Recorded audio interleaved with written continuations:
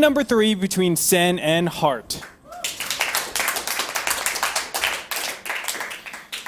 All right, spawning in the top left-hand position. The red Zerg. Give it up for Gamania Sen.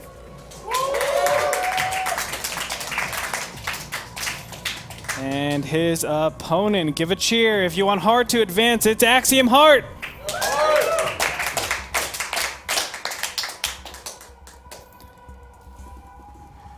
And as you said, we normally see a lot of 3 base timings for Terran. Normally you wouldn't say 3 base timings, but that's really what it is because you're going all or nothing.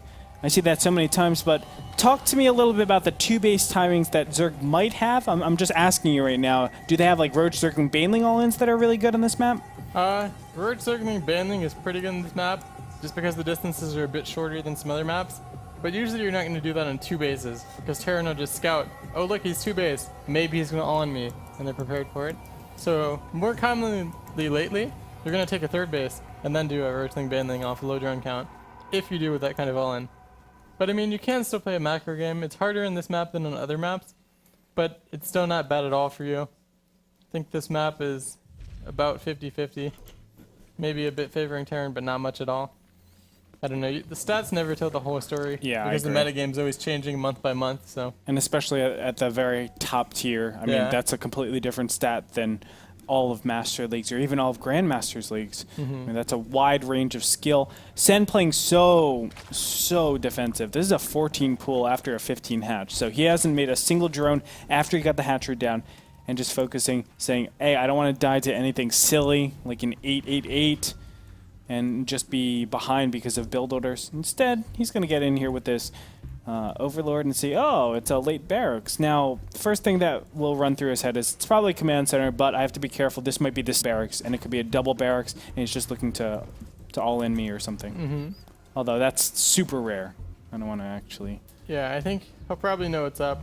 It could be a double barracks all-in, but I guess it's not going to be. It's not. Of course, he's going to see the refinery and the SCV's mining. So that's the indicator to let him know. It is a command center first. But it's definitely something that you think about. I mean, even if it's 1%, don't you think about it? No. All right, well, I hate you. I just lose 1% at the time.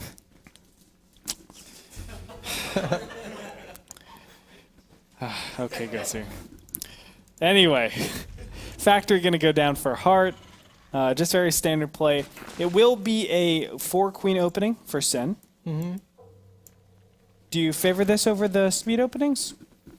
It has its advantages.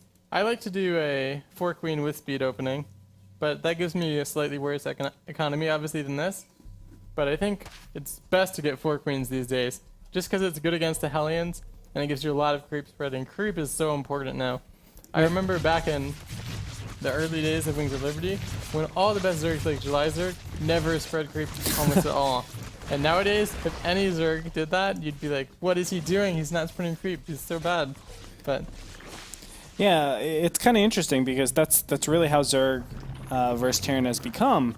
It's all focused around creep. Your attacks are focused on not killing expansions, but killing creep to then be able to have access to good engagements. And that's kind of weird to even talk about because if you are closer to a 3rd base or a 4th base, what you basically say is, hey, come attack me or else I'm going to poke your hatchery to death. It's an instigator. It says, hey, if you don't attack off creep, I'm just going to get a big advantage. Yeah. And that's where it really comes down in DVT. I mean, that's why creep... It's not considered good creep spread or manageable creep spread if your creep is right ending here. It needs to be all the way down here so you have more time so you can materialize off of your 4th base and you're fine. That's why I think a lot of Zergs, and even you told me, Ghost User, are choosing to take this location as their 4th base instead. Yeah. Either way, you still kind of have the problem of not being able to have creep in front of the 4th where they're engaging. Because look at the 4th base. If you want creep in front of that, that's pretty far away. And you don't want it here because they can deny that with 1 scan. So you want it to be even farther than that if you want them to actually not be able to deny it with a single scan. Yeah, it seems so unreasonable. It's really far. It's really difficult to get. And it's the same thing for the other 4th base as well. Yeah. So. And you can see most of the creep in the beginning stages are just focused on connecting the 3rd base and the natural.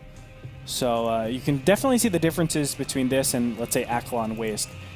But a scout will get in here and see that it is a Banshee tech. Stim right behind this, and the third command center being placed down for Hart. So he's doing something similar to what we've seen before.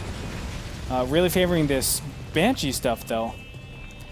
I'm not a big fan of Banshees, but I do give it credit that it has application. But doing it every single time, I almost feel like it's going to get hard countered. Yeah, I think part of the reason he wants this is just because he wants that quick Viking.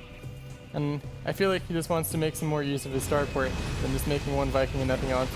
And I mean, it doesn't cost that much to get a single Banshee, so. Yeah, I mean, might as well get it, right? Yeah, I mean, it hasn't been doing too much. I guess you could get a Raven. I wouldn't say get a Raven, but. Oh, I thought that's what you said. Sorry. No, like a medevac or something, I don't know. Yeah. Just something else, you know? I just feel like Banshee every single game just doesn't work out too well. Yeah, and I you mean, can see it's... Today we haven't seen any Banshees accomplish much. We've seen I don't know how many, but a decent amount of Banshees produced. None of them did too much damage. We saw even Tasia perform with the Banshee. And Yeah. as you said, didn't do that much. I don't even think we've seen any of them kill a drone yet. I think we've No, seen- Tasia did. He killed killed like a- 4 or 5 on Derelict Watcher. Ah, I don't know if you remember. did he? I thought he killed Yeah. a queen or something and then it died. Maybe I'm mixing up my Banshee games because we've seen a lot of them. Lots of TVZ today. Yes, we have. Hard just poking around. He still hasn't claimed his third base. It's 9 minutes and 30 seconds into the match, so nothing of too much substance, but we can see that 1-1 timings are pretty close, so there's no inherent build order losses or build order advantages or disadvantages just from the opening starts. Fourth hatchery is being started up here along with the Spire, so we're going to see Sen, the 5 Roach into regular lair tech play. And again, this is going to be the timing where Sen is weakest. As you can see, a large group of units pushing out Marines, Marauders, and 2 medevacs. And this is a lot of times where Sen runs into a lot of complications. Now, look at what Sen's doing. He's pre-making his Banelings rather than reacting to it. And he's looking to shut this down pretty easily. Yeah, I don't think he'll have any trouble holding this off, but this isn't that much of a timing push. Yeah. I mean, This isn't a kill. Yeah, he already has all of his infrastructure up. He has his 5 barracks, his double factory. This is definitely not to kill. It's just to deny some of this creep tumor. It's even denying the 4th, which is pretty nice. Yeah, and as you said, denying the creep tumors, denying so much creep that is currently out in the field that he wants to be pushing a lot further. Banelings rolling in, and actually not that good engagement. That's a lot of Banelings that you're losing on pretty early here. And there's no need to actually attack into that. I know you just want to limit the amount of forces out in the field, but attacking off creep, again, you're going to get punished. And Sen put in a really dicey situation. Double medevac drop on the other side of the map. I'm not sure how effective this would be, though, as there's Mutalisk popping out right now. We'll find out momentarily as the 1 Viking is going to clear up the room. And now here comes that drop that you were talking about. Meanwhile, the push on the right-hand side denies the 4th yet again. The Mutas actually going directly into a lot of those Marines. And how well will he deal with this drop? It looks like it's okay so far. Widowmine hit was able to connect before it actually died. And I have to feel like Hart's in a good position, I think. Yeah, definitely. He's denied that 4th base twice so far, and that significantly delays the 4th base of Sen. These days, you want to have the 4th at least about, usually done by now, I'd like to say, by the 13-minute mark, and he's just starting it now. And Hart, I'm not sure, I guess he just wants to move up this way and clear some creep tumors. I don't know if this is that necessary because the game will revolve around a push towards the 4th base, but I guess it's so nice to do. It doesn't cost him much more than 1 scan. I mean, you might as well, in case it goes into that longer phase. But yes, I agree. It should be over in the mid right-hand position that we see that scan, right? Yeah. And all the army. Yeah, because that's where he's going to be pushing in the mid-game. But he has a 4th base going up now, so I guess it's not super committed 3-base timing. And I think this could be difficult for Hurt to stop. This position's difficult for Zerg in general, just because you can kind of micro around the side, and also you have the watchtower to provide some extra vision. Banley will be able to connect kind of nicely. No real big surround engagements happening. Yeah, I think you want to flank in this position as Zerg. And still not going to be able to do that as his units are coming in from a single direction. Zen not really able to materialize off of fourth base for a very long period of time puts Hart in a great position if they're equal in numbers and in count. Mutas will come in to kill this medevac that was trying to fleet. But it's all going to come down to this engagement, and I feel like Hart's in a great position to actually win any engagement that approach here, although his Widow Mine count is rather small. So that can definitely hurt him, and we're going to find out as Zerglings are going to try to wrap around all these units. Can he get a good Baneling engagement? No, he goes against most of the Marauders. The Zerglings get cleaned up, but the Banelings do kind of connect. Still not going to be enough. And, oh my gosh, Sen has to back up from here.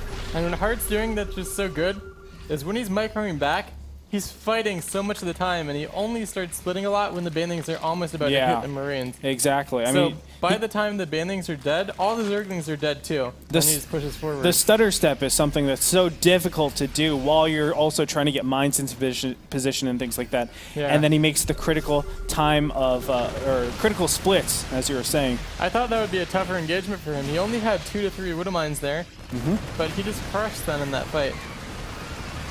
And there it is, crashing through yet again, but where is he? He's off creep. And you can see a very cost-efficient engagement for Sen because of that, just inching closer and closer and closer, keeping his Marines alive, splitting when he needs to. And again, a very cost-efficient fight for Hart. I mean, this is the story of it. And it's trying to take this fourth base when you have no creep there. These are the type of engagements you can expect. Yeah, and... A little bit of life in Hart, or in Sen's composition here. But Sen's in a tough spot now. Yeah. Hart, behind this, he has his fourth base already taken. And now he's making into a planetary. If he manages to set up that fourth base with some turrets and a planetary, then against a 3-base Zerg, it's going to be tough to come back. Yeah, definitely so. And the muta count, I mean, it's gone. There are no mutas out in the field. 0. 5 in production right now. But now Hart is gearing up to do damage against this third base. He's going to clear additional creep. He can play War of Attrition. He doesn't even need to attack a third base. He could just kill fourth bases continuously, stop the creep spread, and just say, get out of my game, because you'll never be able to keep up with me. And Sen's so gas-starved. He's trying to get his third level of upgrades and have his hives done. But he needs Mutalisks too, and he only has about 5 of them. And he also needs a lot of Banelings to defend against any pushes that Hart can do. So, I mean, he has so much he needs to do with his gas, but not enough gas to afford it. You just need that fourth base as Zerg to be able to afford all the gas units you want. I agree. Now pushing up once again to deny this fourth base. He doesn't even have to worry because there's no units to contest him. Banelings moving in, but nope. They're going to die really swiftly. Goodbye. As the Widow Mine connection were good, the mutas get cleaned up, and that's going to do it. Sen just has no units anymore. GG gets called, and Hart will move